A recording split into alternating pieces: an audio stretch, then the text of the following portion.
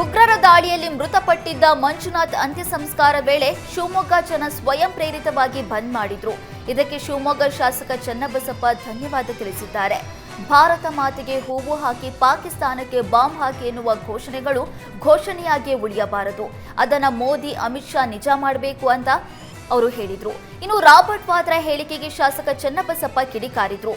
ಇಡೀ ದೇಶ ಶೋಕದಲ್ಲಿದ್ರೆ ಈತ ಮಾತ್ರ ಉಗ್ರರಿಗೆ ಉತ್ತೇಜನ ನೀಡುವ ಕೆಲಸ ಮಾಡ್ತಾನೆ. ರಾಬರ್ಟ್ ವಾದ್ರಾ ಭೂಮಿ ಮೇಲೆ ಇರೋದಕ್ಕೂ ನಾಲಾಯಕ್ ಅಂತ ಹೇಳಿದ್ರು. ಕೇವಲ ಭಯೋತ್ಪಾದಕರನ್ನ ಹೊಡೆದ್ರೆ ಸಾಲೋದಿಲ್ಲ, ಭಯೋತ್ಪಾದಕರನ್ನ ಬೆಳೆಸುವ ಪಾಕಿಸ್ತಾನದ ಹುಟ್ಟಡಗಿಸಬೇಕಿದೆ ಅಂತ ಶಾಸಕ ಚನ್ನಬಸಪ್ಪ ಹೇಳಿದ್ದಾರೆ. ಕಾಶ್ಮೀರದಲ್ಲಿ ಉಗ್ರರ ದಾಳಿಯಿಂದಾಗಿ ಪ್ರಧಾನಿ ಮೋದಿ ಸಿದ್ಧಾಂತದ ನಾಯಕರು ಅಂತ ಸ್ಪಷ್ಟವಾಗಿದೆ ಅಂತ ಈಶ್ವರಪ್ಪ ತಿಳಿಸಿದ್ರು. ದೇಶದ ಎಲ್ಲಾ ವಿರೋಧ ಪಕ್ಷಗಳು ಒಗ್ಗಟ್ಟಾಗಿ ಇದ್ದಿದ್ದು ಹೆಮ್ಮೆಯ ಸಂಗತಿಯಾಗಿದೆ. ಮಲ್ಲಿಕಾರ್ಜುನ ಖರ್ಗೆ ಅವರು ಕೇಂದ್ರ ಸರ್ಕಾರ ಯಾವುದೇ ಕ್ರಮ ಕೈಗೊಂಡು ಜೊತೆಗಿರೋದಾಗಿ ಹೇಳಿರುವಂತದ್ದು ಸಂತೋಷವಾಗಿದೆ. ದೇಶದ ನಾಗರಿಕರೆಲ್ಲರೂ ಒಂದು ಅಂತ ತೋರಿಸೋದ್ರಲ್ಲಿ ಯಶಸ್ವಿಯಾಗಿದ್ದಾರೆ. 1969ರ ಸಿಂಧೂ ನದಿ ಒಪ್ಪಂದ ಮುರಿಯೋದಾಗಿ ಹೇಳಿ ದೇಶಕ್ಕೆ ಪ್ರಧಾನಿ ಮಾದರಿಯಾಗಿದ್ದಾರೆ ಎಂದು ಈಶ್ವರಪ್ಪ ತಿಳಿಸಿದರು. ರಾಮನಗರ ಹೆಸರನ್ನ ಬದಲಾವಣೆ ಮಾಡಿಯೇ ಮಾಡ್ತೇನೆ ಎಂದು ಮೈಸೂರಿನಲ್ಲಿ ಡಿಸಿಎಂ ಡಿಕೆ ಶಿವಕುಮಾರ್ ಸವಾಲ್ ಹಾಕಿದ್ದಾರೆ.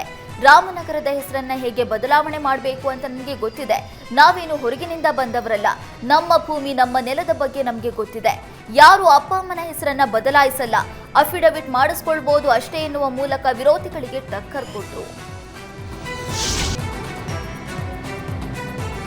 ಗೋಲ್ಡ್ ವಂಚಕಿ ಐಶ್ವರ್ಯ ಗೌಡ ಮನೆ ಮೇಲೆ ನಿನ್ನೆ ಇಡಿ ದಾಳಿ ನಡೆಸಿತ್ತು. ಮಂಡ್ಯ ಸೇರಿ ಹಲವೆಡೆ ದಾಳಿ ನಡೆಸಿದ್ದ ಇಡಿ ನಿನ್ನೆ ಐಶ್ವರ್ಯ ಗೌಡಳನ್ನ ಬಂಧಿಸಿತ್ತು. ರಾತ್ರಿಯೇ ನ್ಯಾಯಾಧೀಶರ ನಿವಾಸಕ್ಕೆ ಐಶ್ವರ್ಯ ಗೌಡಳನ್ನ ಹಾಜರುಪಡಿಸಿತ್ತು. ಬಳಿಕ ಹೆಚ್ಚಿನ ವಿಚಾರಣೆಗಾಗಿ ವಶಕ್ಕೆ ಕೇಳಿತ್ತು. ಕೋರ್ಟ್ 14 ದಿನಗಳ ಕಾಲ ಇಡಿ ಕಸ್ಟಡಿಗೆ ಕೊಟ್ಟಿದೆ. ಇಡಿ ದಾಳಿ ರಾಜಕೀಯ ಷಡ್ಯಂತ್ರ ಅಂತ ಶಾಸಕ ವಿನಯ್ ಕುಲಕರ್ಣಿ ತಿಳಿಸಿದ್ದಾರೆ. ಈಗಾಗಲೇ ನನ್ನ ಮೇಲೆ ಎಲ್ಲಾ ಕೇಸ್ ಹಾಕಿದ್ದಾರೆ. ಹೇಗೆ ಕಿರುಕುಳ ಕೊಡಬಹುದು ಎಲ್ಲ ಕೊಟ್ಟಿದ್ದಾರೆ. ಯಾವಾಗ್ಲೂ ನಾನೇ ಟಾರ್ಗೆಟ್ ಆಗ್ತಾ ಇರೋದು ಯಾಕೆ ಅಂತ ಪ್ರಶ್ನಿಸಿದ್ರು. ಇಡಿ ಅವರು ಎಷ್ಟೇ ಹುಡುಕಾಡಿದ್ರು ಏನು ಸಿಕ್ಕಿಲ್ಲ ಅಂತ ಬೆಂಗಳೂರಿನಲ್ಲಿ ಮಾಜಿ ಸಚಿವ ವಿನಯ್ ಕುಲಕರ್ಣಿ ಹೇಳಿದ್ರು. ಇನ್ನು ಐಶ್ವರ್ಯ ಗೌಡ ಹಾಗೂ ನನಗೂ ಯಾವುದೇ ನಂಟಿಲ್ಲ ಅಂತ ಮಾಜಿ ಸಚಿವ ವಿನಯ್ ಕುಲಕರ್ಣಿ ಸ್ಪಷ್ಟಪಡಿಸಿದ್ರು. ಐಶ್ವರ್ಯ ಕೋಲ್ಹಾಪುರಕ್ಕೆ ಹೋಗುವಾಗ ನಮ್ಮ ಮನೆಯಲ್ಲಿ ಕಾರ್ ಬಿಟ್ಟಿದ್ರು. ಇನ್ನು ಮಂಜುಳಾ ಪಾಟೀಲ್, ಐಶ್ವರ್ಯ ಗೌಡ ನಡುವೆ ಸಮಸ್ಯೆ ಇತ್ತು. ಆ ವಿಚಾರಕ್ಕೆ ಐಶ್ವರ್ಯನ್ನ ಕರೆದು ಮಾತನಾಡಿಸಿದ್ದೇನೆ ಅಷ್ಟೇ. ಅದನ್ನ ಹೊರತುಪಡಿಸಿ ಐಶ್ವರ್ಯ ಗೌಡ ಹಾಗೂ ನನಗೂ ಯಾವುದೇ ನಂಟಿಲ್ಲ ಅಂತ ಹೇಳಿದ್ರು. ರನ್ಯಾ ರಾವ್ ಗೋಲ್ಡ್ ಸ್ಮಗ್ಲಿಂಗ್ ಪ್ರಕರಣದಲ್ಲಿ ರನ್ಯಾಗೆ ಮತ್ತೊಂದು ಸಂಕಷ್ಟ ಎದುರಾಗಿದೆ.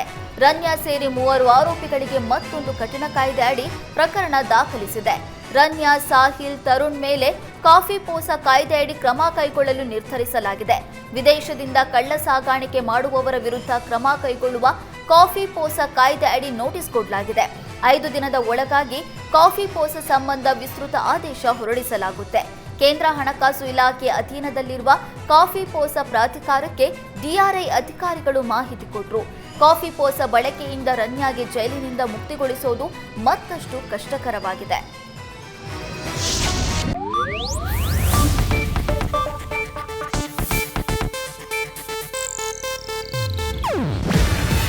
ಇದು ಏಷ್ಯಾನೆಟ್ ನ್ಯೂಸ್ ನೆಟ್ವರ್ಕ್ ಪ್ರಸ್ತುತಿ.